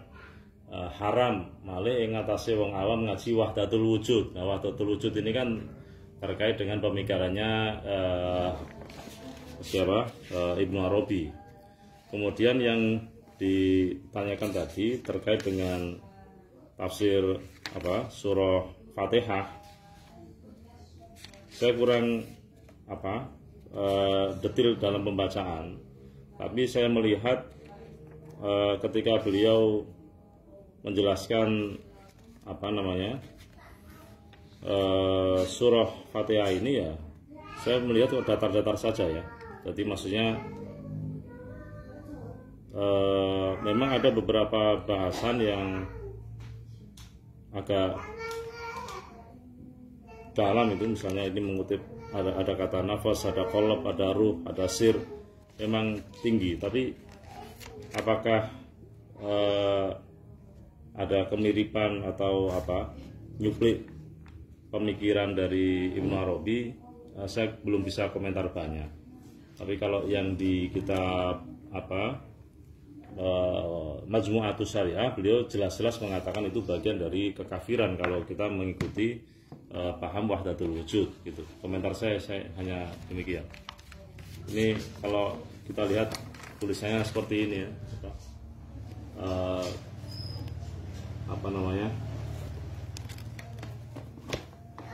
Ya tulisan masih asli seperti inilah. Jangan bisa persane di Faidur Rahman. Kadang tulisannya itu titik komanya kurang pas atau ya butuh kejelian kita untuk membaca kitabnya. Karena ini saya kopi di atas kopi ya, tidak dapat kitab aslinya. Saya tidak bisa komentar banyak terkait dengan pendapat itu ya. Tapi kalau terkait wahdatul wujud saya bisa berpendapat karena ada redaksi yang sharih di kitab Majmu'ah Syariah.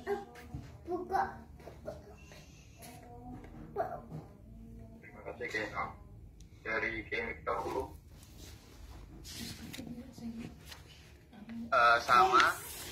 Saya juga belum pernah menemukan terkait hal itu. Jadi dari Al-Hikam ataupun Fathul Aqid ataupun Minhajul Adqiya, dan saya belum pernah menemukan itu. Dan untuk tafsir memang jujur saya belum pernah baca, jadi saya belum bisa komentar terkait hal ini. Terima kasih. Ya, terima kasih atas tanggapannya dari Kiai Amir dahulu. Untuk selanjutnya ini ada permintaan, ada info terbaru dari karya Kiai Soleh Darat yang akan disampaikan oleh Pak Ikhwan ya. Monggo Pak Ikhwan. Assalamualaikum warahmatullahi wabarakatuh. Sugeng dalu dari Gus Inam, Gus Netahun belum dan sahabat-sahabat yang lain. Sebenarnya bukan info terbaru ya, tapi mungkin barangkali sekedar melengkapi, menegaskan bahwa memang saya mau sedikit menceritakan aja dua hal tentang merespon diskusi yang sudah diikuti teman-teman tadi. Yang pertama mengenai popularitas ya kemasyhuran Mbah Soleh, itu memang apa yang disebutkan tadi penanya tentang beliau katakanlah tenggelam dalam tanda kutip kurang dikenal oleh masyhur, itu memang ya faktanya begitu. Wong kami jamaah Kopi Soda ini bisa mengumpulkan 15 kitab itu butuh waktu 8 tahun. Jadi ini 2011 katakanlah itu ya, dimulai rintisan ngaji kitab di Gus Inam. 2012 kami anak-anak muda membuat haul di darat, itu masih gelap kan, orang tahunya hanya ada haul rutin setiap saat 10 Syawal di makam Bergoto, makam Mbah Soleh yang di tempat umum itu. Lalu anak muda ini kami tampil mencoba menggugah lagi dengan membuat haul di darat, itu baru orang tahu oh di sebelah darat itu nama kampung toh. Kita bikin seminar 2009 malah ya, di sana itu termasuk saya dan kawan beberapa dulunya Mbah Soleh bikin seminar di Masjid Agung Jawa Tengah bersama Habib Lutfi mengangkat nama Solihah ini di Semarang. Ada 2 Soleh di Semarang itu, Mbah Soleh Darat selaku kiai dan nama Raden Soleh Syarif Bustaman yang pelukis terkenal itu. Kalau panjenengan pernah tahu ada lukisan di Ponorogo ditangkap, itu pasti harusnya tahu itu yang melukis Raden Saleh Syarif Bustaman. Bustaman itu nama kampung di Semarang. Nah, nama Syarif Bustaman itu sudah dikenal banget, sudah jadi nama pahlawan, bahkan ada Museum Raden Saleh di Semarang. Nah, Mbah Soleh baru nama jalan tok di sebelah timurnya makam Bergoto itu. Sehingga memang fakta bahwa orang nggak kenal, nggak tahu ya. Tapi seperti Gus Netahun, fakta peninggalan beliau pesantren darat sudah nggak ada, kayu-kayunya ada udah nggak hilang. 2012 itu ketika kami bikin hall di darat itu, pertama kali ada hall di darat ya, kami boleh kentongannya itu ketemunya di rumah dinas mantan wali kota. Itu kami coba boleh peninggalan beliau apa saja toh, semuanya ketemu alhamdulillah. Terus kentongannya asli beliau ketemu itu kami datang ke rumah mantan wali kota Semarang Pak Tusno Soeharto. Kami protes juga, Pak kenapa sih kentongannya biasanya sampai simpen wali kota urusannya opo, kolonel ngurusi kentongan. Kata dia. Nek kata selamat aku malah hilang Mas. Sing nemone sing nyelamet sing nyimpen kentongan misale kudu matan kayak aku malah hilang bablas dijual untung kayak aku masak kaya sampean iki gitu. Terus dia memberi syarat boleh dibawa pulang. Dibawa pulang dalam lagi asal diberi kentongan duplikatnya. Nah, kemudian panitia hall waktu itu berusaha mencari mau dipamerkan namanya hall pertama kan ya kita ketemulah di Tohabutra Sediang. Nah, itu baru dapat sekitar 6 terus tambah 7 terus ada manuskrip ketemu ternyata ada tulisan tangan Mbak Soleh yang Alikam itu ketemu tulisan tangan itu terus kami foto pakai kamera digital terus saya dibantu Pak Anasar membuat software yang dibuka secara PDF. Nah, jadi emang nyata kitab-kitabnya Mbak Soleh aja banyak yang nggak kenal.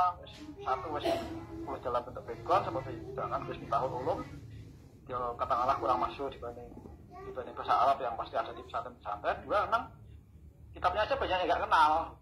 Nah, bertahun-tahun ada info sana Pak Ani nih Jogja nih Kudus di mana-mana kami di mana ada info kami bulai. Baru 2016 ketika kami sudah berdiri itu sudah 12 kitab ketemu. Nah, terus meningkat sampai sekarang ini alhamdulillah sudah 15 kitab. Sebenarnya ada kitab ke-16 yaitu Sayyidul Rahman Jilid 2 yang tafsir surat Ali Imran dan Al-Maidah. Itu tebalnya 750 halaman. Tapi adanya kami yang kitab fotokopian itu ada di Gus Inam punya dari fotokopi dari kamarnya beliau Profesor Gus Munir almarhum. Sama ada kitab asli cetakan Singapura itu Pak Sudibyo Mino. Nah, jadi sudah tapi kami belum dapat izin memotokopi. Tapi intinya ada. Nah mengenai tadi ada info dari Gus Nidom Grobogan tentang Mbah Dimyati Kaliwungu memiliki kitab rotep yang dinisbatkan kepada Wasoleh Darat bisa jadi ya, memang ketika kami buat bedah kitab di Hall 2012 Gus Inam waktu itu salah satu pembicara juga. Itu memang banyak terungkap para peneliti, para dosen, para santri menyatakan Mbah Soleh itu ngarang kitab banyak, bisa diduga 40 kitab. Jadi kalau sekarang baru ketemu 15 kitab itu memang ya masih sedikit. Nah, jadi kami sangat khusnudon. Kami sangat berharap akan ditemukan kitab-kitab lain. Jadi kalau ada info baru dengan Mbah Dim mengenai ada kitab rotep, wah ini akan kami lacak. Besok saya akan disebar ke Kaliwungu atau saya ketemu Gus Nidom mencari bukti kitabnya itu seperti apa, apakah ada kemiripan dengan model Mbah Soleh dan yang lain. Ini kami sangat sangat berharga bagi kami. Nah, termasuk saya sekretaris kan harus ngurusi ini semua karena tugas saya untuk bidang ini. Kalau Gus Inam kan beliau sebagai ketua tentu saja mendukung saya untuk hal-hal ini. Ada juga yang info tentang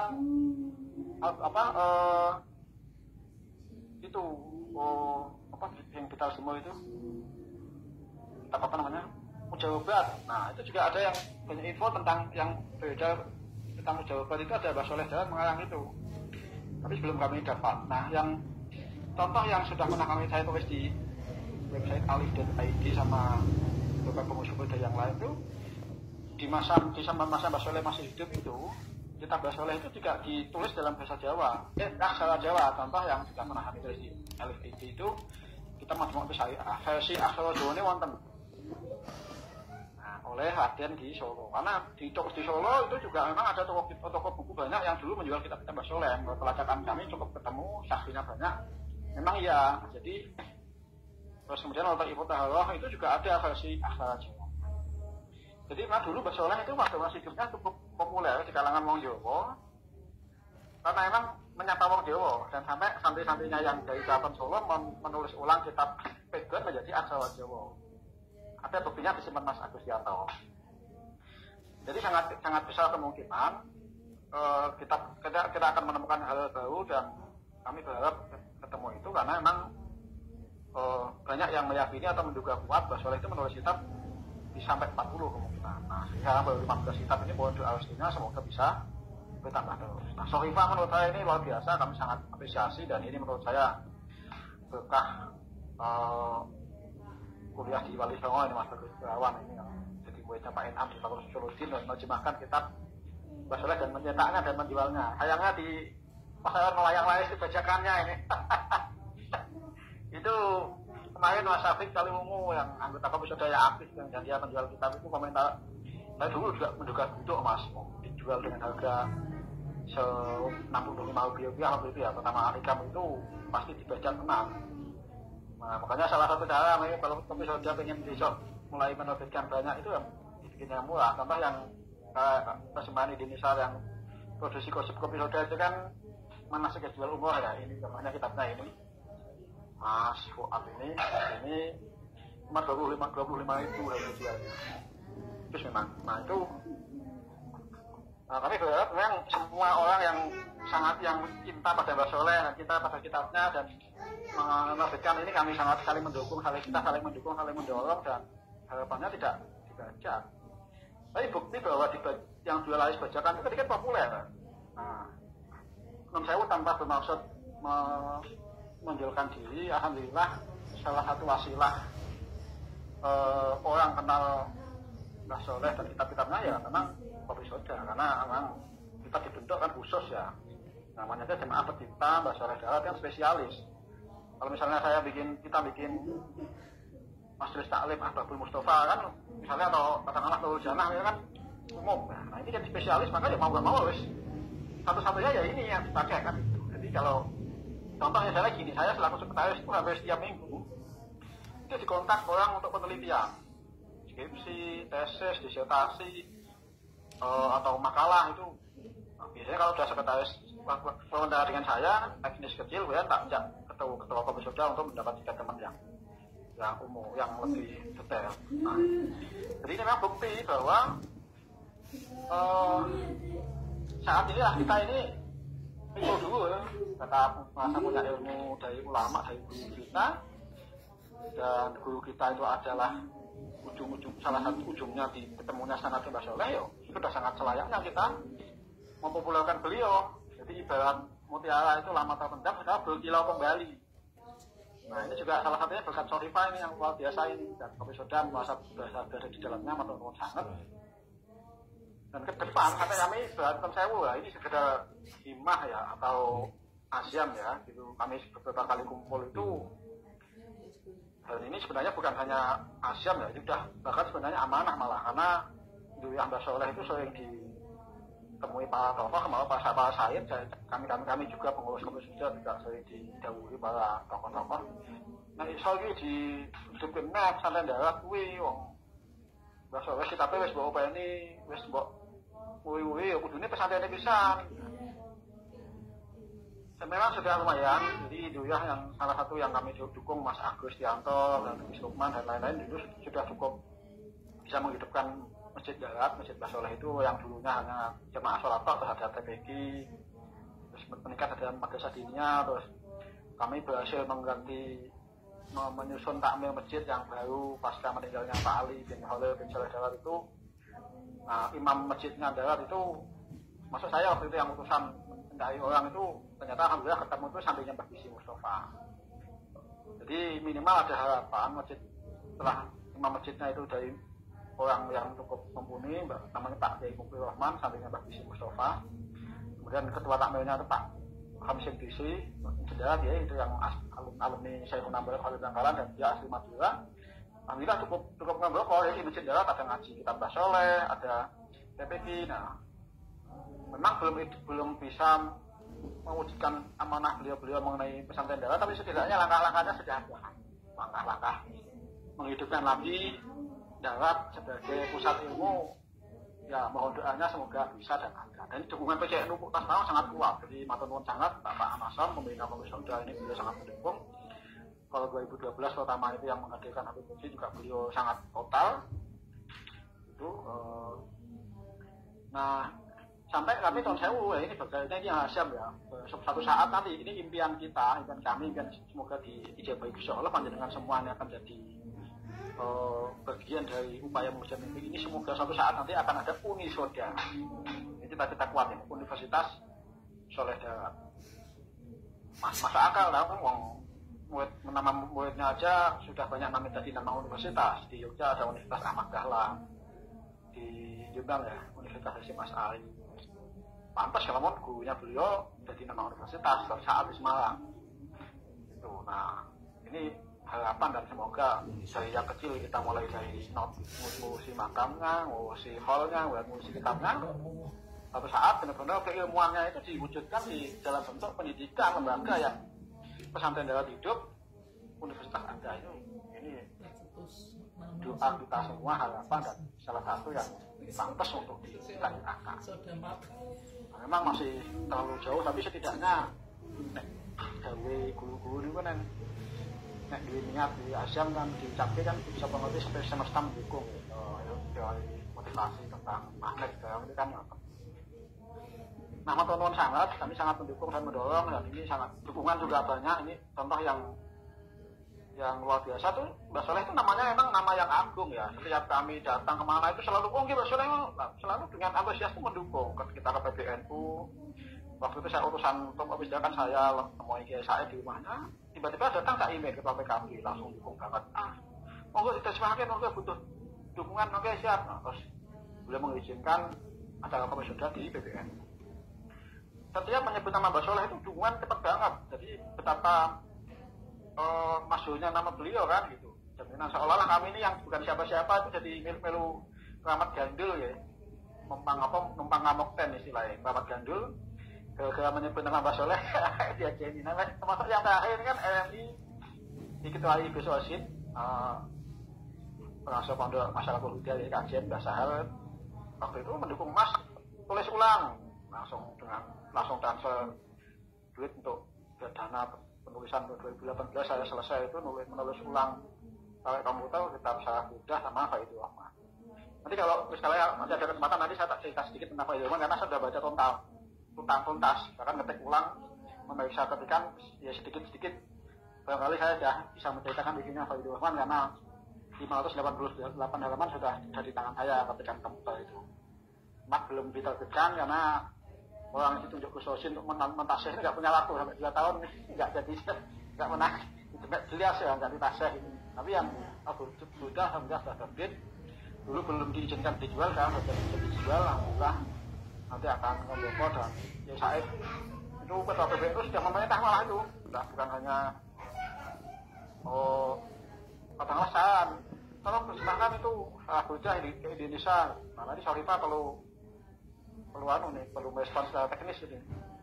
Naskah terjemahan sudah saya kantongi 50% itu dari versi anggota komisi Mas Isam Jamroni, alumni IAIN Sunan Kalijogo, kakak saya yang sekarang kepala KUA di Jepara. Itu jauhnya Kiai saya sudah kami lakoni, tapi baru dapat separuh, beliau sudah terlalu sibuk dan saya belum melanjutkan.